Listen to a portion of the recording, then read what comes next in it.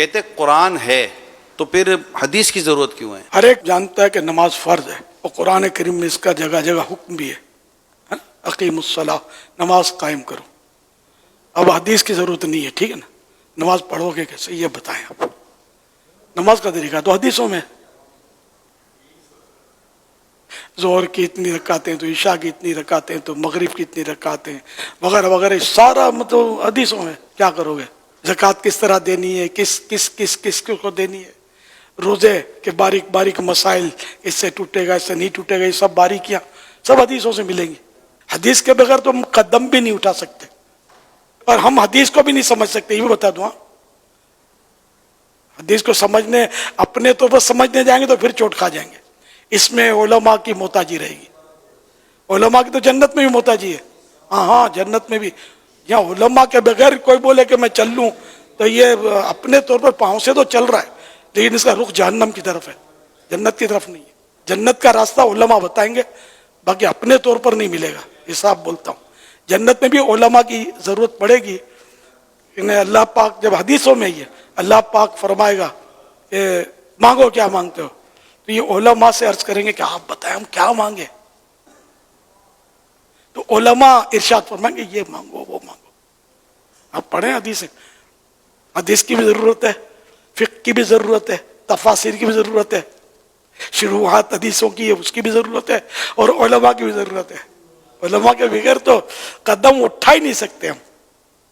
جو لوگ بات میں علماء کو لتاڑتے رہتے ہیں اور برا بھلا بولتے رہتے ہیں نا، یہ واقعی یعنی کہ جہنم کی طرف جا رہے ہیں، جہنم کی طرف جا رہے ہیں، ان کو پلٹ کر آنا چاہیے۔ علماء کے قدموں میں پڑے رہو گے تو جنت ملے گی، اور وایا مدینہ انشاءاللہ باغ جنت میں محمد مسکراتے جائیں گے، پھول رحمت کے جھڑیں گے، ہم اٹھاتے جائیں گے انشاءاللہ عز و جل۔ قرآن مجید فرقان حمید نے بیشتر مقامات پر نبی کریم صلی اللہ علیہ وسلم کی اطاعت کا حکم دیا، اور قرآن کو حضور اکرم صلی اللہ علیہ وسلم کی احادیث کے بغیر سمجھنا یہ انتہائی مشکل امر ہے، اور کئی مقام جو ہے وہ سمجھے ہی نہیں جا سکتے۔ قرآن پاک میں اللہ تبارک و تعالی نے یہ ارشاد فرمایا وَأَنزَلْنَا إِلَيْكَ الذِّكْرَ لِتُبَيِّنَ لِلنَّاسِ، یعنی ہم نے آپ پر یہ قرآن اتارا ہے تاکہ آپ لوگوں کے سامنے اس کو واضح فرما دیں۔ تو نبی کریم صلی اللہ تعالیٰ علیہ وآلہ وسلم کا جہاں منصب یہ بیان کیا گیا کہ آپ پر قرآن نازل کیا گیا، تو قرآن کی وضاحت بھی نبی کریم صلی اللہ تعالیٰ علیہ وآلہ وسلم نے یہ ارشاد فرمائی ہے۔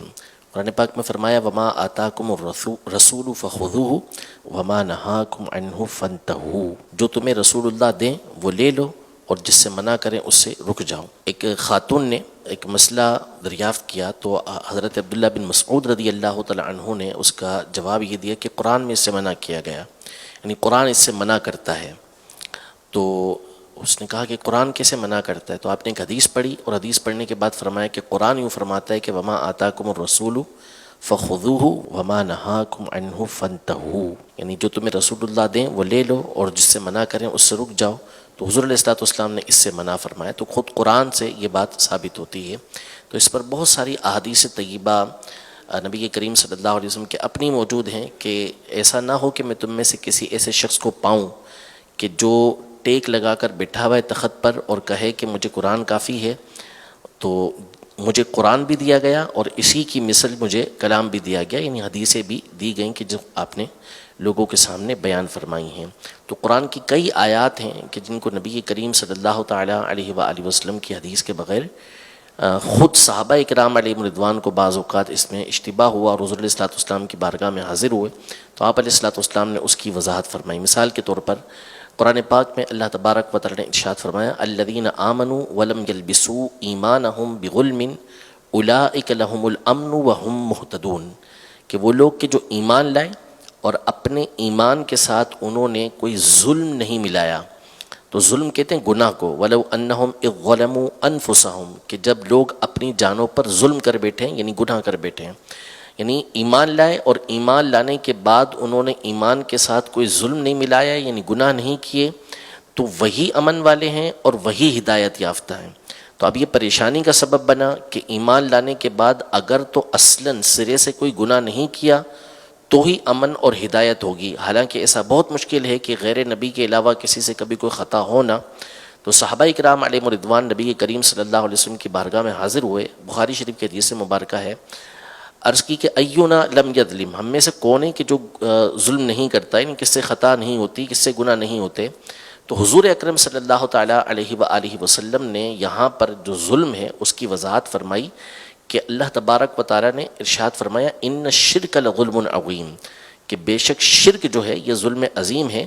تو یہاں اس آیت میں جو مراد ہے ظلم سے وہ شرک ہے, یعنی کہ جو شخص ایمان لایا اور ایمان لانے کے بعد اس نے شرک نہیں کیا تو وہ امن والا اور ہدایت یافتہ ہے, یعنی وہ نجات پا جائے گا اور ایسا شخص ہدایت یافتہ ہوگا. تو اب اس بات کو نبی کریم صلی اللہ تعالیٰ علیہ وآلہ وسلم کی تعلیم کے بغیر سمجھنا یہ ممکن نہیں تھا. اس کی اور مثالیں بھی قرآن پاک میں احادیث طیبہ میں بھی موجود ہیں اور قرآن پاک میں بھی موجود ہیں. تو نبی کریم صلی اللہ علیہ وسلم کی احادیث طیبہ کے بغیر یہ چارہ نہیں ہے.